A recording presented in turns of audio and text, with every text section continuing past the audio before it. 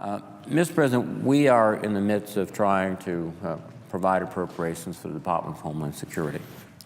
And it is something that we must do and we should do it, in my sense, without extraneous material regarding this appropriations bill.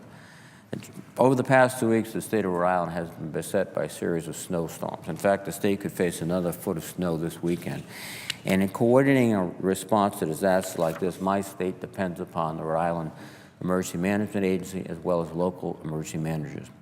Those agencies, in turn, depend on federal funding through the Department of Homeland Security, particularly their Emergency Management Performance Grant and Homeland Security Grant programs, to build a capacity to respond to snowstorms, to hurricanes, to natural disasters across. However, uncertainty about federal funding makes it harder in my state to plan and prepare. It's harder for every state to plan and prepare. And it's one of the many reasons that we ought to pass the bipartisan bill that was negotiated by Democrats and Republicans on the Appropriations Committee without provisions added by the House regarding immigration issues. A clean Homeland Security bill will probably pass in this chamber by an overwhelming majority in a matter of minutes, because I think we all understand the security of the United States, not just with respect to natural disasters, but with respect to many of the things that are handed off, if you will, from the Department of Defense to the Department of Homeland Security. When we are worried, as we all are, about the lone wolves who may be in combat zones but coming back to the United States, that is quickly a Department of Homeland Security responsibility.